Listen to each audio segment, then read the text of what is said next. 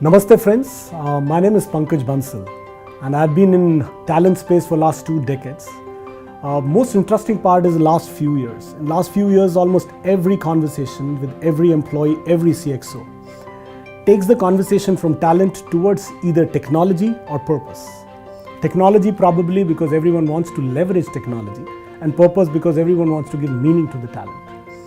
And we thought at PeopleStrong that why don't we put together something where we can have conversations with futurists, with thought leaders, with opinion makers, who can help us demystify this subject when they see talent and technology at an intersection.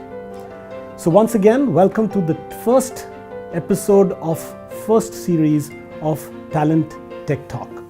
It's not a tongue twister, but a very well thought through name because this whole talent and technology will be talked about in this session. And once we thought or conceptualized this idea, the biggest challenge was to identify the person to have the conversation with when we launch it or inaugurate it. We scanned the country, we scanned the globe, and we reached to the name which is kind of obvious in our choice, but not easy to find. So friends, we bring to you the most celebrated name in this space, the name that has defined HR, technology, talent, and the world of new work in more than one ways. So please join me in welcoming Dr. Santrupt Misra, who represents the $42 billion global conglomerate Indian giant called Aditya Birla Group.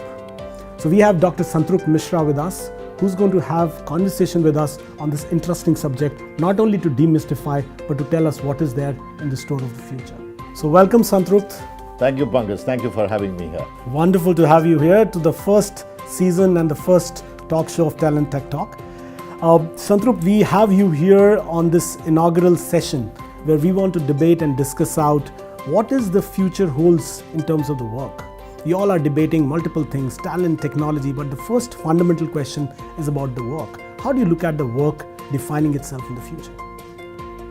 I think, if you go back a few decades, perhaps until recently, work was defined by a job description, what an organization handed to an individual saying, this is what your work is. The first part of future of work is going to be defined by a sense of autonomy, where that discretionary element available with people will come to the fore. And often they will define what they think is work, what is the priority, where they need to focus. They will keep a connect with the organization's strategy and goal, but the definition of it, the direction of it, the content of it, the pace of it will not be driven by a manager or a boss or a document or a performance document or goals, but by people themselves making that judgment and call, and that's going to be first element of work. The second element of work is going to be not so much of trying to see what people have created themselves, but what they would see as an impact in connection with other people. So mostly people will start defining work as what have they contributed to other people's work, other people's agenda and goal. Perhaps the larger part of work will be their contribution to other people's work than their contribution to what they see as their work. I think that's going to be a second change to work. The third part of work is going to be a combination of series of things. And one would be ideation as a significant part of work. Everyone trying to think, what can I do new, different? What can I change? So the ideation would be a significant component of work. The second component of work is going to be collaborative project work, where you join other people to make things happen. So this whole idea of work being what I do on my desk, on my cabin to show to the world as my output, I think that very individualistic orientation to work is going to fundamentally change in future. So if that is the case, do you think the technology for talent or workforce is ready to take this challenge on? I think that's the beauty of technology. I think technology has been such an enabler that, for example, the collaborative technology facilitates you to collaborate with people you never know. In fact, part of the responsible autonomy that I talked about, that in a large organization, you could see perhaps on a portal hundreds of projects going on. and you could choose and volunteer to be part of projects that excite you or you think your expertise fits in. So at one level, technology as an enabler is really creating the right ecosystem, the climate, where that kind of work can really come into the fore. So I think really technology is going to transform and empower people to be able to do the kind of work they are going to do. Another important part is that technology itself in some ways is redefining work, because the kind of work that I refer to would require a lot of free time for people to indulge in what seems to be luxurious pastimes called thinking. Now, by taking the drudgery of routines out of many things, I think it will create that space for people to indulge in that creative element of their work. So I think technology is going to be the big differentiators to our transition into that new work of the future. So Santrupt, as you touch upon very interesting elements of work, including taking the drudgery out of it, the controversial aspects or the things which scare the mankind and the world of work is robotics, which is going to touch our lives. So do you think that robotics is going to play a significant role? It's going to take away the jobs, the sensitive questions around it. What's your opinion? No, I think if you look back last 2 decades of adoption of technology in the world, actually the adoption of technology has created more employment than has taken away work. What it has done is to take away one kind of work and replaced it with a different kind of work. So I am always a great believer in technology, and I think those who are skeptics, cynics, critics, I think they have not understood the full implication of technology, and they need to look at more data than opinions that they hold, And if you look at data of computerization in India, adoption of cloud, adoption of client-server technology, and all of the different generations of technology that have happened, you will see that the entrepreneurship has grown. And your organization, PeopleStrong, is an example of that. You will find that the ecosystem supporting technology adoption, their employment has significantly grown. Skill levels that people bring to work has gone up. So I think in many ways, technology's adoption has been transformative, both for work, skill levels, people, and the content and quality of work. So robotics would perhaps take away a lot of the things today that where we have human intervention. But that taking away does not necessarily mean that people are unemployed. It will rather perhaps push people to automatically upskill themselves, upgrade their capabilities, and that may actually give them a better quality of work and higher potential to earn, and perhaps a better personal image and a social standing by virtue of that than what is happening today. Wonderful. So Santrupt Misra gives a thumbs up to robotics and not a scary or a fairy approach as the world looks at it.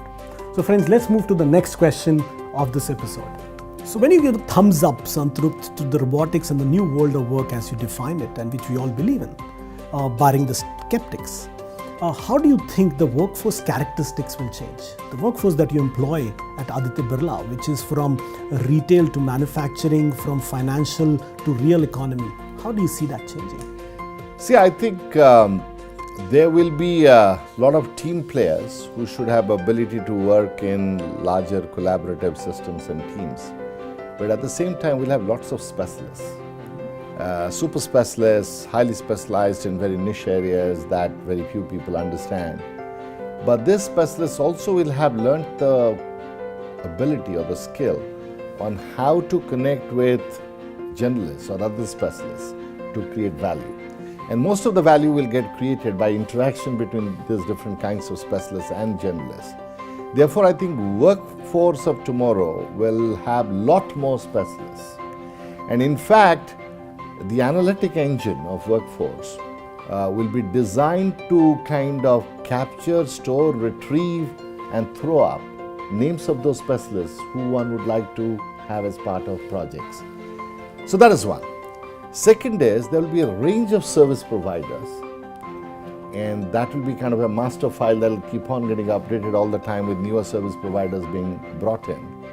Again, the service providers will be an integral part of the work that is happening in your organization. And often the lines will be so blurred that you wouldn't know who's really yours, quote unquote, your employee, and who's really a service provider's representative working with you, because it will be such a symbiotic nature of work. So the workplace of the future, it will not going to be a place, it's a space, so to speak. And in that space, there will be many players, and many of whom would be service providers of very niche kind, the service providers who bring just a very, if you go back to the good old automobile manufacturing, there's this tiny component that will be produced by somewhere in some corner. All he does is to provide that tiny component. In some ways, the future of work will go back to that, where this niche specialist services will keep coming from some tiny service provider from somewhere. And I think it will be a network of service providers, and many of them would have created their ecosystem, who will very quickly have the ability to come together to support something and again quickly go back and aggregate with others. And that's the kind of work space of the future that will be. Data analytics would be a significant feeder into everything. Everything that we do in future will quickly have analytics support of all kinds of data. Anything you want to know about anything, anybody, any event, any place, any situation, there will be analytics and on-tap insights available arising out of the data that can be real-time, meaningfully used for decision-making, product designing, service designing, customer engagement, and hundreds of such things. So all of this work as, or the impact of work as a deferred output will vanish. Everything will be consumed at real time. By the time the customers walk in, you send a picture of the customer. You know everything. When did he have a last haircut? Where did he go? Where did he spend money? You know so much about that customer. You need to find out something before he leaves your store. You are able to engage with him in a meaningful way. So today what's happening? Customer service, for example, comes down to things like, good morning, sir, how are you, sir, welcome to my store. It will go to much more a greater level, saying, Mr. Bansal, good morning, we haven't seen you in Ambience Mall for last 6 months, because that's what the data analytics has told you. The last you visited us and just before the night of Diwali, those 2 things you bought. Now, you as a customer initially will get zapped, but perhaps over a period of time, will find surprising that the store guy doesn't know anything about you. So things today that we call as delight for customers will become a part of very natural expectation that customers will have with people. So all of this is going to change what is the nature of work. If you think of a retail store, the product knowledge will be given so much through the net beforehand that in a retail store, perhaps the ability of the salesperson to engage with the customer to help him make a decision or a choice, if he ever works in the store, that is, and doesn't use your e-commerce portal. But I still believe that technology adoption is not going to take away the bricks. The brick and click coexistence is going to make perhaps the experience more meaningful in the future. So if brick and click will coexist, you mentioned 3 things. You mentioned analytics, you mentioned workspace, and you mentioned specialists. The famous Warren Bennis theory says there are narrow specialists and deep generalists. And he proposed that deep generalists will do better in his era. So are you contesting that? Are you saying that the specialists... No, I think this is interesting. Now, the concept of better or inferior or lesser, I think that will go away, because everybody will make a choice of doing whatever they enjoy most doing, and what they enjoy most doing, they are the best at it. So the question of better or lesser will no longer be there. I can be a very small niche specialist, and I enjoy doing that, and I like doing that, and I am acknowledged as the best one at that. And that is what is the best for him. So Dr. Misra says that specialists will have a very, very interesting future, contesting the whole Warren Bennis theory that domain specialists and deep generalists will not coexist.